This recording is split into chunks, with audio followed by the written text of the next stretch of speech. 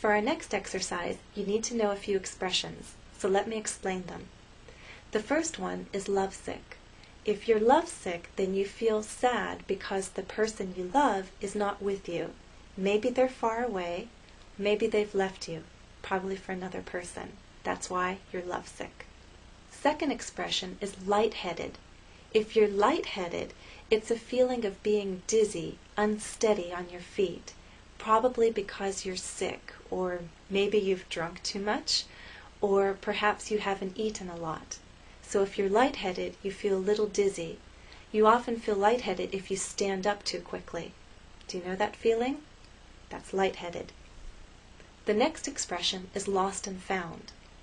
Lost and found is a place, a department. It's where things that are found are taken, with the hopes that the owners will come and collect them.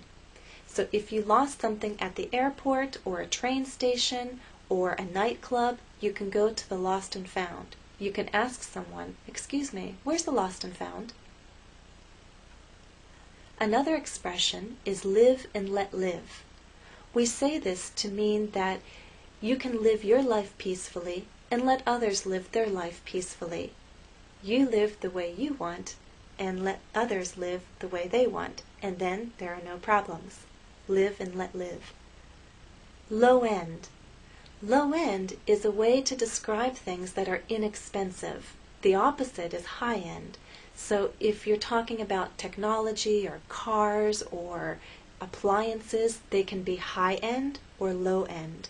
Low end is not very expensive. The final expression is a lucky charm. This is an object that you believe brings luck to you. For Americans, a lucky charm is often a rabbit's foot for some reason. Exercise 4. Choose the correct expression to complete the statement. You read the statement to yourself, and then I'll tell you the answer.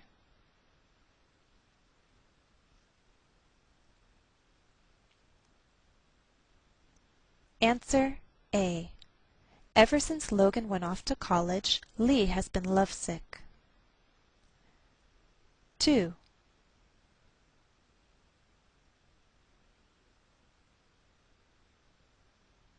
Answer B. Lance doesn't like to get involved in other people's problems. He says, live and let live. 3.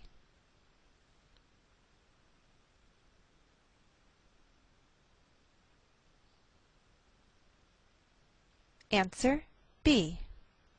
Lydia doesn't make much money, so she had to buy a low-end laptop computer. 4.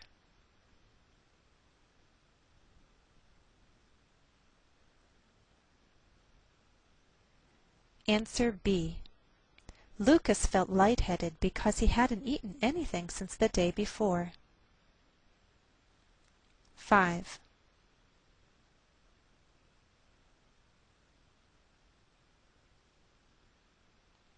Answer A. Lindsay went to the airline's Lost and Found with the hope of finding her suitcase. 6.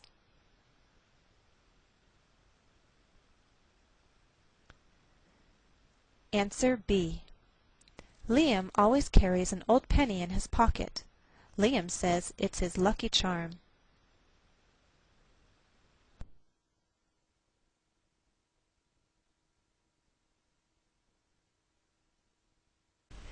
Now, of course, I talked about confusing L and T and D, but the biggest confusion often comes between L and R.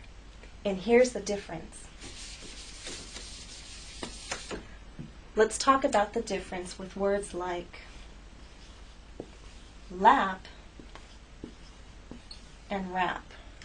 Rap, you know, is the kind of music, and lap is your upper front legs. When you sit down, you can put a small child on your lap, or a cat can sit on your lap.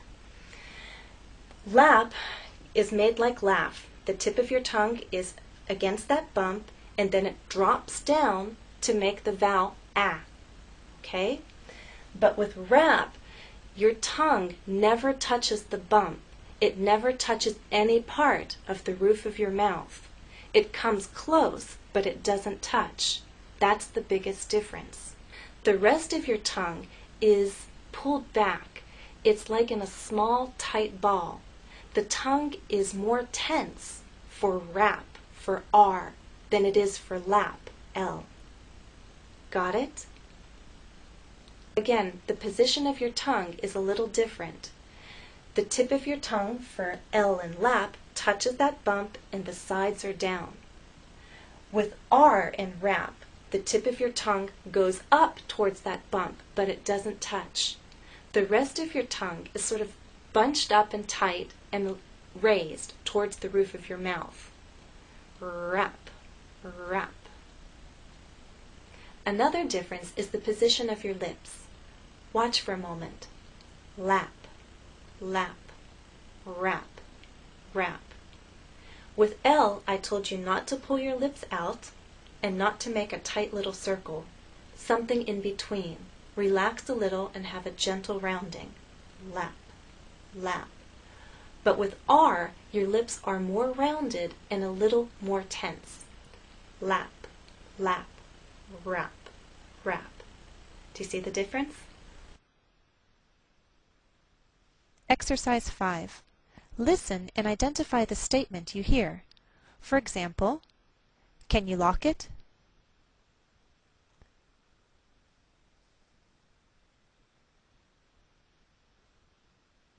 One. This is right.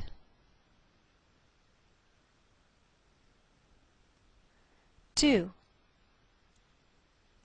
Will you read? 3. It can't be long. 4. This is a rowboat. 5. Did you see Lonnie? 6. Show me the rake.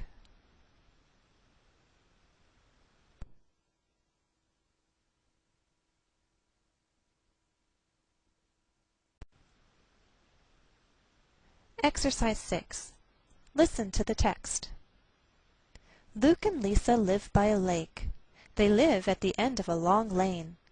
They like to eat lunch on their lawn. They love looking at the leaves on the trees and listening to the loons on the lake. They love the life they live. Do you know these words? Lane, a narrow road. Lawn, an area of grass around a building. Loon, a large bird that eats fish and can swim underwater.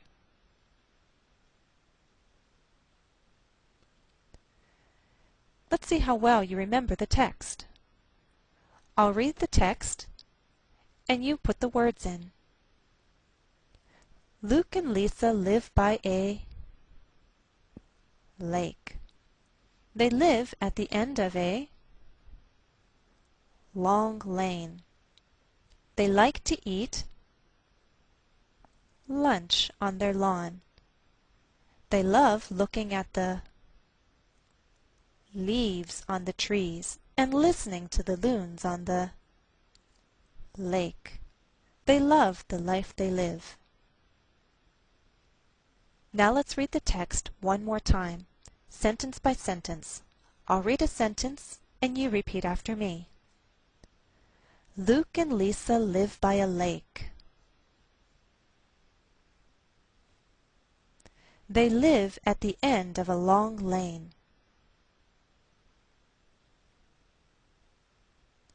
They like to eat lunch on their lawn.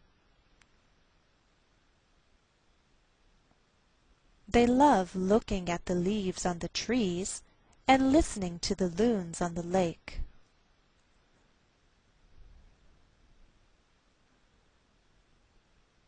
They love the life they live. That's the end of part 1. Be sure to check out the other parts so we can finish our practice of L. We'll look at L in the middle of words and at the end of words. See you then.